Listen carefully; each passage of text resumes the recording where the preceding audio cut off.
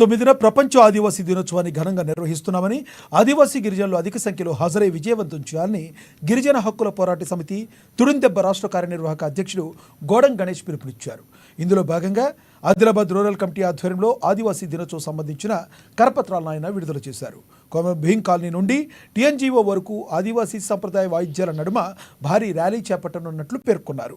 ఆదివాసీ గిరిజనులు, ఉద్యోగులు, ఉపాధ్యాయులు, సార్మేడిలు, పటేళ్లు, యువకులు, కళాకారులు, మేధావులు, అన్ని వర్గాల వారు పెద్ద ఎత్తున తరలివచ్చి ఈ ఆదివాసీ దినోత్సవాన్ని జయప్రదం చేయాలని విన్నవించారు.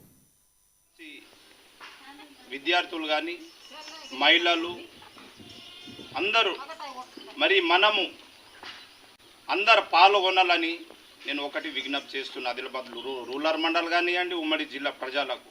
ఎందుకంటే ప్రపంచ ఆదివాసీ దినోత్సవం అంటేనే మనము ఖచ్చితంగా దానికి మనం పాటించుకోవాలి. మరి మనం అందరు వచ్చి అక్కడ ప్రపంచ ఆదివాసీ దినోత్సవంకు అందరు వచ్చి మనం విజయవంతం చేయాలని జిల్లా ప్రజలకు కానివ్వండి, ఆదిలాబాద్ రూరల్ మండల్ మళ్ళీ